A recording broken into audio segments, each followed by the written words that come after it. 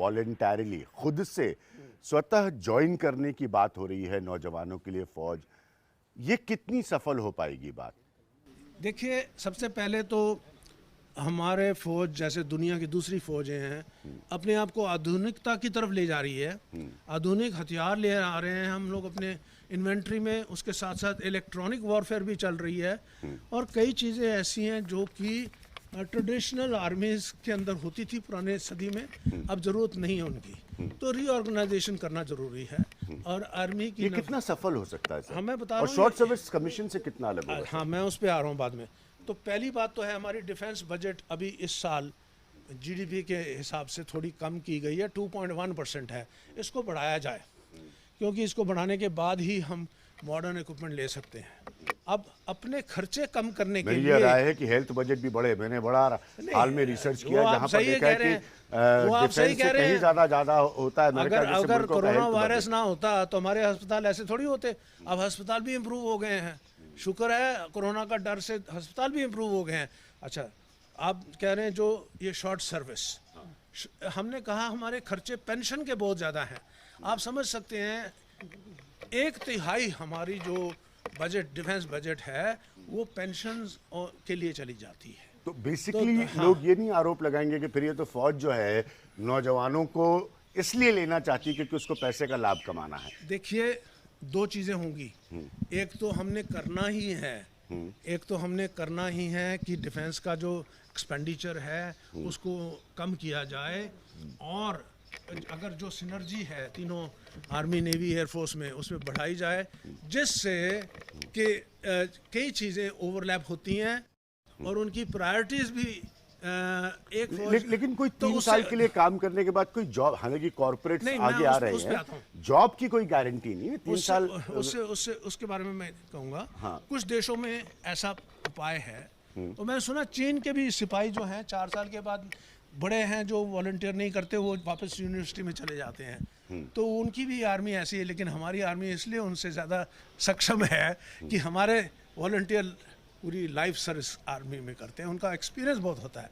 चीन के जो सोल्जर्स हैं वो उतने एक्सपीरियंस नहीं है और वो 3-4 साल करके कहीं तो छोड़ के चले जाते हैं। अच्छा, अब हम चाहते हैं कि इस स्कीम के अंदर अभी ये प्रपोजल चल रहा है, डिस्कस हो रहा है, अभी इम्प्लीमेंट नहीं हो रहा, मैंने चेक किया। तो इसमें हम नौजवानों को लेंगे और युवतियों को भी लेंगे जो कि फौज में इंटरेस्ट रखते हैं।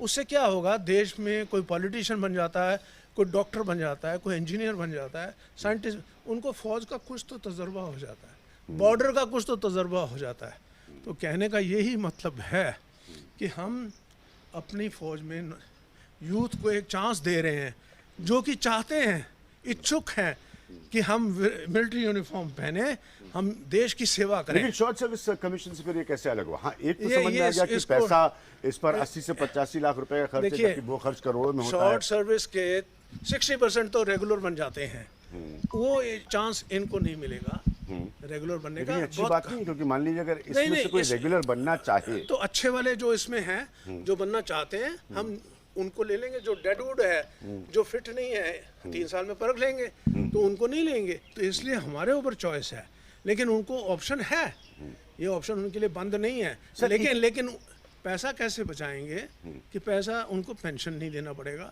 उनको और कुछ फैसिलिटीज नहीं देनी पड़ेंगी जो हमारे ओवरहेड। बहुत अच्छी बात है, मैं जानना चाहता हूँ एक जनरल। अच्छी बात तो है ही है, अच्छी बात तो है ही है। और कैसे कुछ लोग 3 साल के लिए ज्वाइन करें, उनको कुछ नहीं मिले, और जो लंबे टाइम के लिए हो उनको सब कुछ मिले। नहीं, इनको एक बहुत अच्छा गोल्डन हैंडशेक पैकेज मिलेगा, जिससे कि वो पढ़ भी सकते हैं और काम भी कर सकते हैं, और मीडियम स्मॉल स्केल एंटरप्राइज शुरू करना चाहते हैं। फॉर एग्जांपल, देखिए आर्मी के एक्सपीरियंस में वो देख लेता है गन कैसी है, एम्युनिशन कैसी, कहता है यार ये चीज़ तो मैं बना सकता हूँ।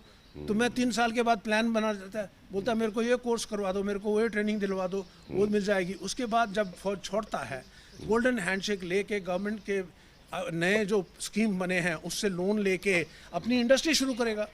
एक लास्ट पॉइंट सर, देखिए एक समय था, एक समय देखिए, मैं अल्जीरिया में रहा हूँ, डिफेंस अटैचे, वहाँ पे नौजवान कहते हैं सर क्या करें, हम बेकार हैं, काम ही नहीं है हमारे वास्ते।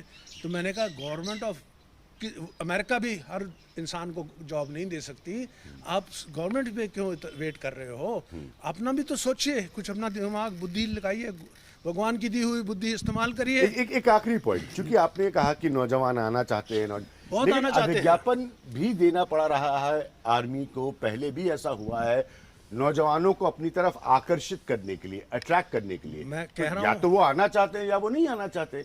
मैं आपको क्यों कह रहा हूं, एडवर्टाइज करना पड़ता है इंडियन आर्मी मैं को कि आपको कम कह एंड रहा जॉइन द इंडियन हूं कि आर्मी? हिंदुस्तान में अगर कभी भी आप सर्वे लीजिए, इंडियन आर्मी को नंबर 1 जगह मिलती है, पहली पद भी इंडियन आर्मी आर्म्ड हाँ, फोर्सेस लेकिन को फिर मिलती भी है। उसको अच्छा, एडवर्टाइज करना तो पड़ता है कि लोग उसके साथ नौजवान एडवर्टाइज आए। भी तब करेंगे जब ये प्लान पूरा मैच्योर हो जाता नहीं, है। पहले क्यों एडवर्टाइज करना पड़ा? पहले नहीं, पहले ये आइडिया फ्लोट किया गया। नहीं, जैसे मेरा balloon- सवाल सर कुछ और है। मेरा सवाल बड़ा सीधा सा है कि अगर आप कह रहे हैं कि नौजवान भारतीय फौज में आना चाहते हैं, जो कि अच्छी बात है मेरे हिसाब से, तो पहले लोग क्यों छोड़ के जा रहे थे इतना, और लोगों को बुलाने के लिए एडवर्टाइजिंग क्यों करनी पड़ी यार इंडियन आर्मी को? देखिए, इस बात को मैं कहना चाहता हूँ कि एक तो है हमारे ऑफिसर्स की शॉर्टेज है, 7,000 आर्मी में ऑफिसर शॉर्ट है। वो हम जल्दी से जल्दबाजी में अर्ली क्विक फिक्स नहीं कर सकते। ट्रेनिंग पूरी बाकायदा होनी चाहिए, तभी हम सालतोरो जैसे जगह पे एक्शन ले सकते हैं। तभी हम अपने जहाँ पे अभी हो रहा है गलवान वैली में, हमने चाहे धक्का मुक्की हुई, मुक्केबाजी हुई और इस्तेमाल किए गए अनआर्म्ड टैक्टिक्स, उसमें सक्षम करने के लिए हमें तो अच्छे लड़के चाहिए। हमें तो वो चाहिए जो जान देने को तैयार हैं। इसलिए मैं समझता हूँ कि हमें कुछ तो उनके बारे में बताना है देशवासियों को। और मैं ये कहना चाहता हूँ कि देश में नौजवानों की कमी नहीं है। हमारी आर्मी में सोल्जर्स कम हैं, वो इसलिए कम है कि हमको हमारे कैपेबिलिटीज़ के मुताबिक हमारे जो बेंचमार्क हैं, स्टैंडर्ड हैं, उसमें जो फिट होते हैं वही लेते हैं हम, और कुछ मजबूरी उनको जाना पड़ता है फैमिली प्रॉब्लम के लिए।